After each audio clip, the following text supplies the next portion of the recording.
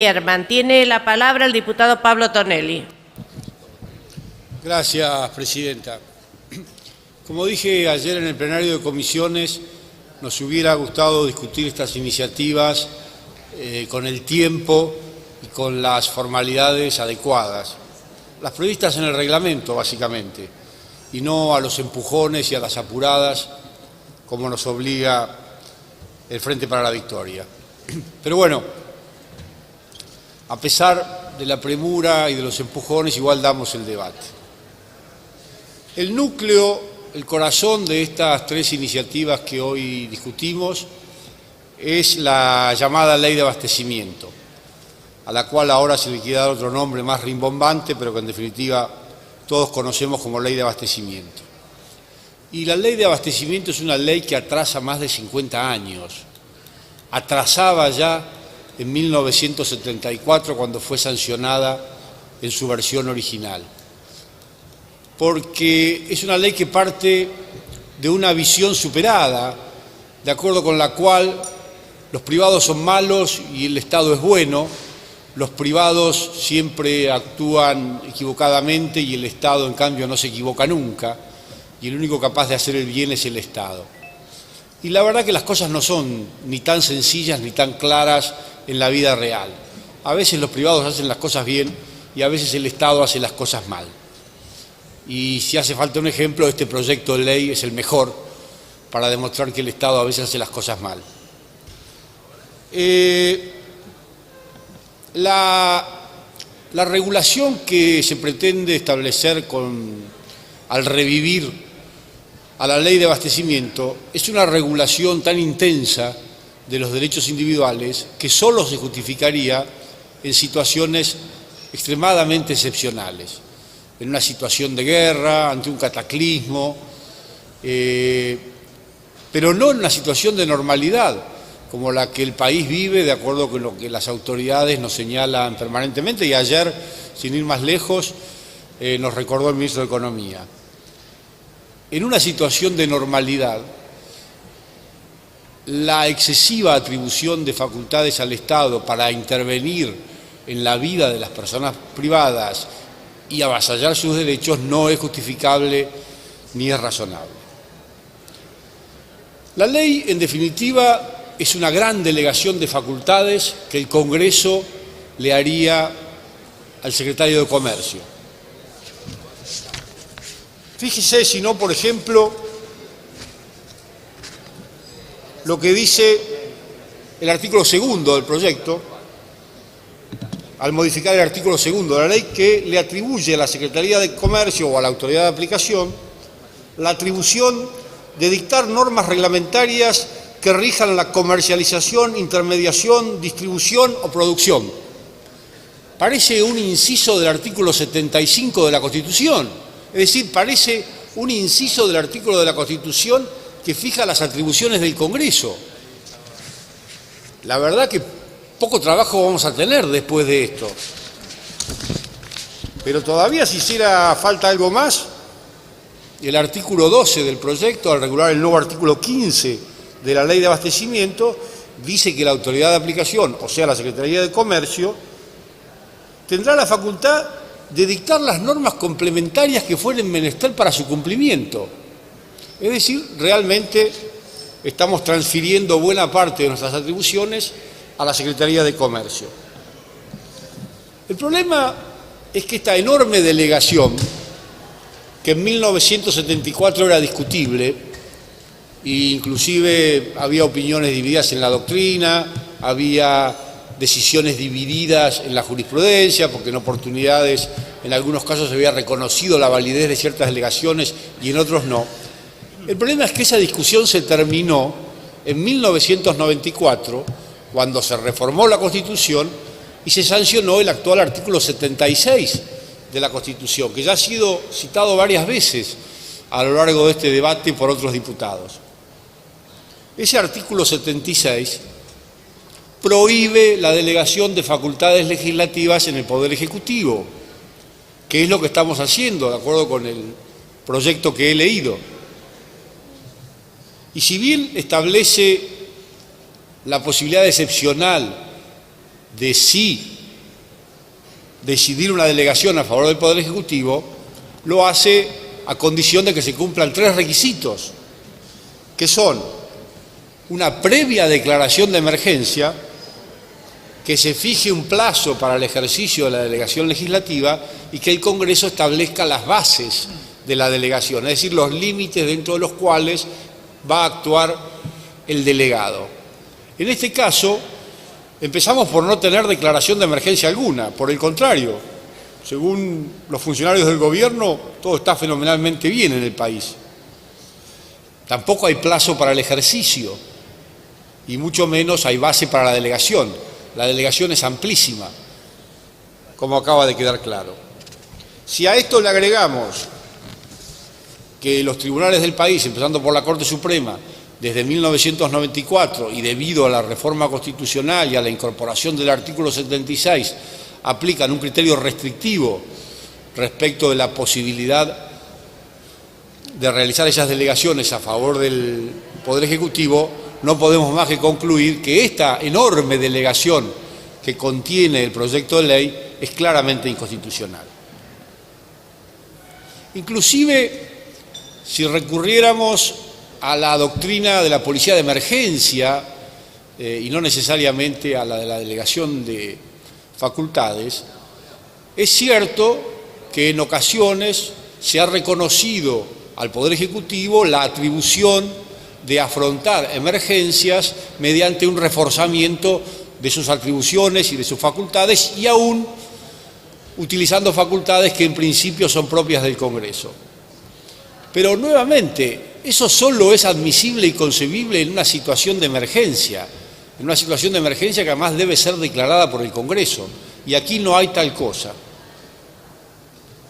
De manera tal que el sistema en general, el sistema de la ley que tenemos bajo tratamiento, es un sistema inconstitucional porque consiste en una enorme transferencia de facultades del Congreso al Poder Ejecutivo. Pero ese no es el único problema que tiene la ley. La ley prevé sancionar conductas que están descritas con una gran vaguedad e imprecisión, lo cual descarto que sea casual y, por supuesto, creo que está hecho de exprofeso y con toda la intención, de manera tal que cualquier conducta que al secretario de Comercio no le parezca adecuada sea pasible de sanción. Entre esas conductas, las que más llaman la atención son, por ejemplo, que se pueda sancionar la elevación injustificada de precios, que no se sabe hasta dónde llega, cuándo la elevación de precios es justificada y cuándo es injustificada. Las ganancias abusivas también son pasibles de ser sancionadas. ¿Cuándo la ganancia es abusiva? ¿Qué porcentaje de ganancia es correcto para el secretario de Comercio y qué porcentaje de ganancia no lo es?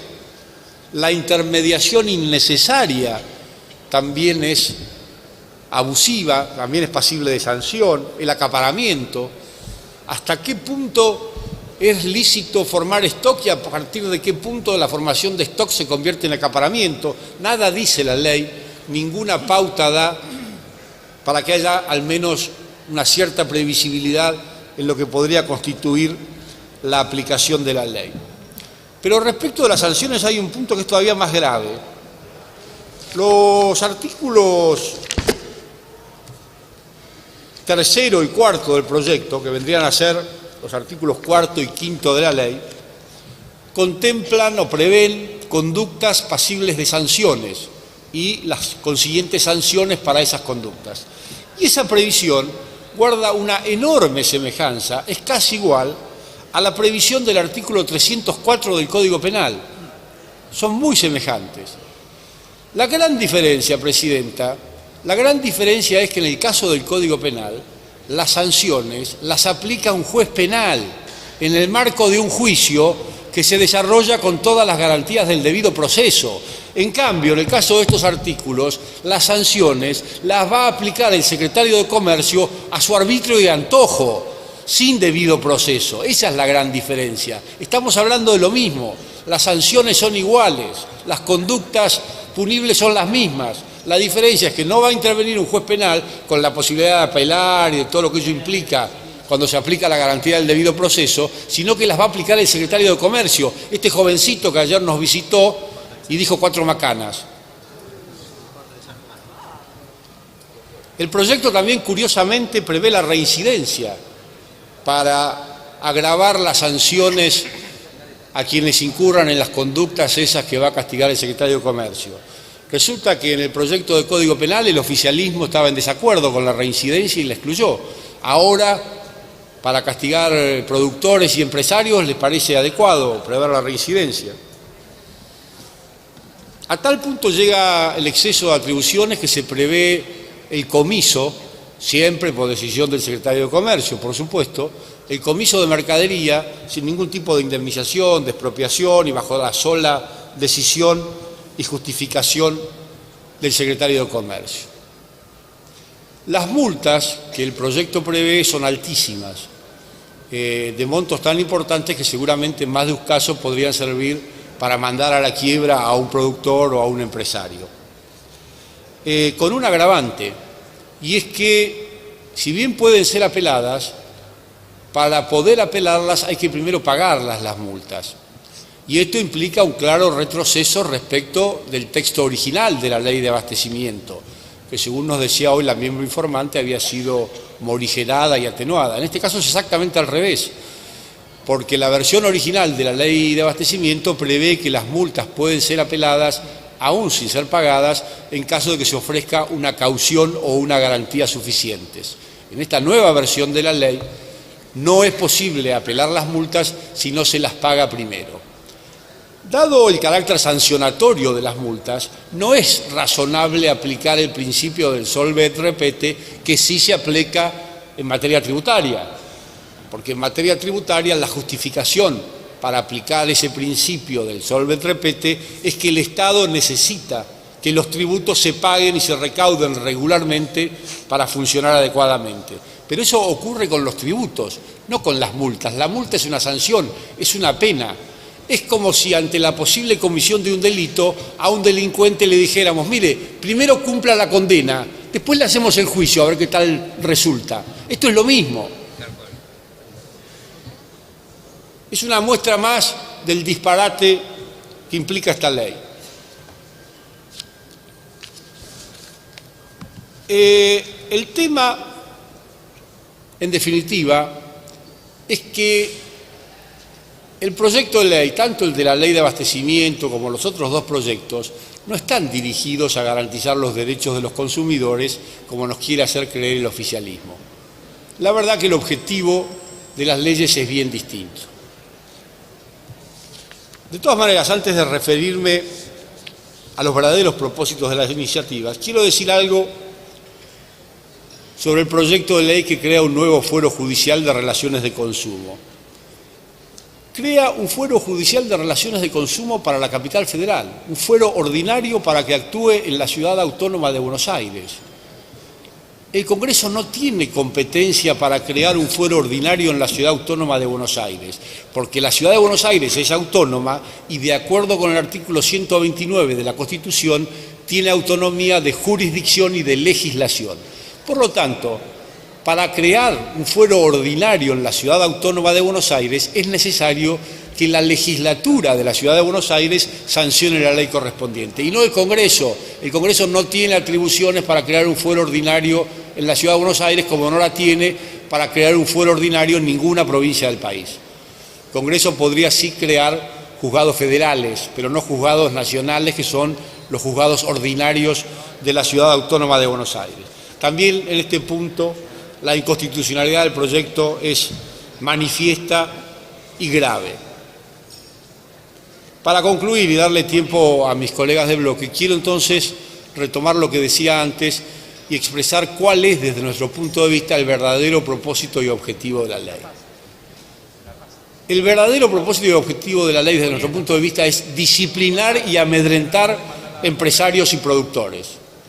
Como el gobierno no sabe resolver los problemas que la economía argentina afronta, particularmente no sabe resolver el problema de la inflación, particularmente no sabe resolver el problema de la inversión, entonces aplica el único método que conoce, que es el disciplinamiento, el amedrentamiento.